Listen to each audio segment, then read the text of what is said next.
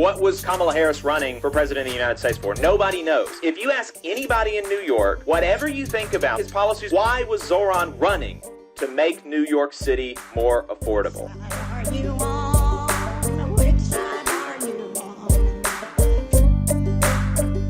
Jacob Morrison is with us, Valley Labor Report, here at 11 o'clock right here on Talk Radio 102.3. And we're thrilled to have him here talking with us. I'm excited to talk to him because what happens when you give a radical a B-2 bomber and a bunker buster? Jacob, that's our question today. You come into your union gets a B-2 bomber and a bunker busting bomb. They give it to you guys, and they're like, "All right, what do you want to do with this thing? What do you do with it?" No, I bet the UMWA wishes that they had a B-2 bomber during the mine wars back in the last 20s, back in the 1920s when they were fighting the feds. But today, I don't know. I guess you just have to pick a general target to put the ruling class on notice. So maybe the headquarters of the Chamber of Commerce or something like that. Okay, so you're bombing the Chamber of Commerce. Okay, Jacob Moore. Okay, all right. That's an answer. That's for sure. All right, Jacob. What do you think? And I do want to talk to you about the steel thing here in a second. But what do you think about this? The new potential probably mayor of New York City. He seems like someone who he might have a lot of in common with. He wants a $30 minimum wage. He is an avowed. So he was asked the other day, what do you think about capitalism? He's like, I got a lot of problems with capital. I got a lot of problems with capitalism. And so he's got some issues there. Is this a good sign for people in your movement, or is this maybe a step too far that people are going to use to beat up on you? No, I think it's good, and for a couple of reasons. For one, I think that Mamdani's win marks a turn away from the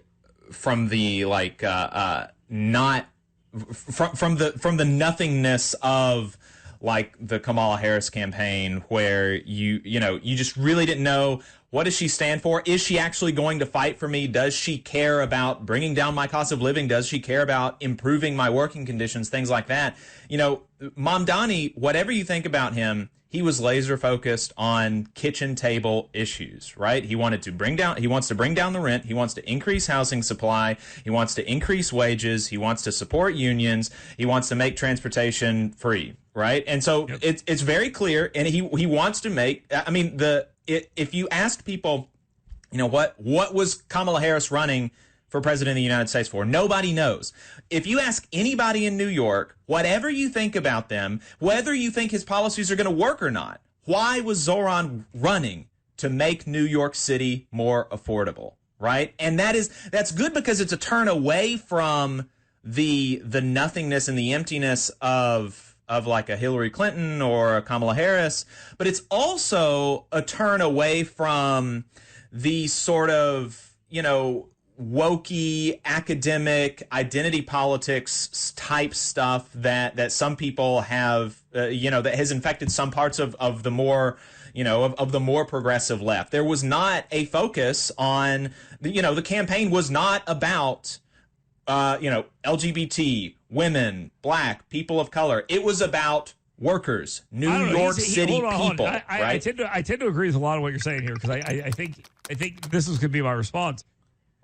He told people exactly what he was going to do. He made it very clear that this is what I believe, this is who I am. And when he wins, he does not back away from that to look for some more centrist crowd or anything like that. He's like, no, I meant it. I want state-run grocery stores. I want to be a right, like we have with liquor in Alabama.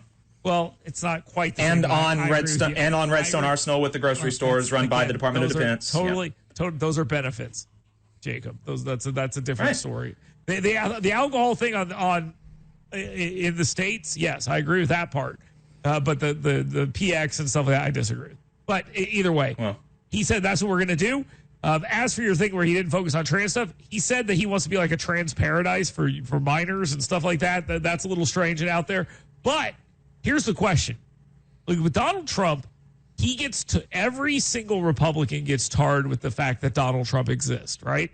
That's like the whole thing. It's like, oh, this person supports Donald Trump. Like in the media, they try to frame it that way. Is this guy going to be the face of the Democratic Party, a quote unquote radical socialist? And I'll even go further. A radical socialist Islamic, which is incredibly cringe, and they should not be saying that, focusing on that. But a radical socialist Islamic from New York City. Is the rest of the country going to be tinged with that? Should people in swing districts who are members of Congress, should they sort of have their hackles up over this? Or do you think it's pretty good? Will they be tinged with this? I think there will be an attempt. I don't think it's going to be successful, and I'll explain why. But really quickly, I just want to mention, what you said, and I agree with, that it's very cringy, the people who are focusing on his religion, and I think that is going to be a bad thing for the Republicans. The more that if this kind of really knuckle dragging sort of like xenophobia and bigotry starts being brought out more than it is already, it's going to be difficult for the Republicans because, Donald Trump, to his credit, he increased his margins with minority voters. Yep. And if Republicans kind of backslide into this sort of more knuckle draggy kind of stuff, it's going to scare those folks away. And they need minority voters as part of the coalition. It's important. I agree. So, but why do I think that there's going to be an attempt, and I think it's probably going to fail, because even as some Republicans individually maybe and mostly behind closed doors agree or disagree with Trump on whatever thing, the thing that makes you a Republican now is your fealty to Donald Trump. That is fundamentally where being a Republican leader begins and ends, literally. Right. And so it's not a stretch at all to connect somebody to Trump, because that's just recognizing the reality. And that is not the case. There is no fealty to Zohran Mamdani within the Democrats. There are some people that have endorsed him and say that, he's going to be the person he is the person who Democrats nominated, and so he should be the mayor. But that's not, it's just totally different. Now, if he begins his mayoralty, however you say it, and is successful, and he does bring down the cost of living, like the last socialist mayor of New York City, Fiorello LaGuardia, then maybe there will be an attempt by people to tie themselves to him. And I think that even AOC in Congress, even as she is one of the more left wing, or definitely one of the most left wing people in Congress, there are moderate Democrats who think that she is effective as a partisan, right? And so, maybe we'll have to see. You're calling AOC a moderate? Okay. No, there are moderate Democrats who believe that AOC is a good partisan for the Democrats, right? Because during the oversight committee during the oversight committee leadership races, I think you had somebody, I think Pat Ryan is his name, some moderate Democrat from Ohio, supporting her over Connolly because she would be a better person to be overseeing, the Trump administration, more of a partisan. So. Hey, 5 seconds. Just wanted to say that this is only possible because of our donors. If you want to see more of this, then consider donating yourself at tvlr.fm/donate. Okay, we'll see. It's interesting way to frame it. I don't disagree with much of it. The only thing I will say is I think what they'll try to do is try to marry his ideas and people, personalities like AOC and Ilhan Omar and others, and they'll try to kind of make this the new squad and kind of make that the face and try to bait them out on more issues like transgenderism and all this other stuff. All right, let's talk about the Nippon Steel thing here for a second. Nippon Steel. Let's talk about that and what's happened here. The details are pretty much, we're good on the details at this point. Is this better for American steel workers or not? So we don't have all the details yet. And importantly, the most important detail that we do not have is what does investment mean, right? So originally, as far back as 4 weeks ago, we were being told that U.S. Steel was going to be getting a $14 billion investment after the purchase. And now it's down to $11 billion, right? So we have lost over the matter of 4 or 5 weeks $3 billion of investment in the U.S. I don't know how that happened. Trump isn't saying how that happened. Nobody's saying how that happened, but that's a fact. We've lost $3 billion of investment, and so now we're down to $11 billion, 10.8 to be exact. But we still don't have a definition for that. What does that mean? Are they going to be able to count normal wear and tear operations and maintenance kind of stuff as that $11 billion of investment? That hasn't been decided yet. And so that is going to be the big thing. And also it is worth noting that even though they're using this language of partnership, U.S. Steel is now a wholly owned subsidiary of Nippon North America. They'll still have, U.S. folks on the board of directors, a U.S. CEO, things like that. And importantly, the United States does have a quote unquote golden share, which even as much as it seems like a Trump thing that he just made up, it is like that's a term that has been used, and I found that interesting. Hold on. Yeah. We're running out of time here, so let me get to this real quick. Is it better for the American worker? I mean, that's the question, right? You're the union guy. You host the Valley Labor Report right here on Talk Radio 102.3. Jacob Morrison. Is this better for the American worker than the alternative? If it is as they want to paint it, I think yes. And I've actually been talking to building trade unions who have already gotten new project orders, putting their members to work, improving the facilities at U.S. Steel in Alabama, right? And so there's already new work coming for union members, and that is good.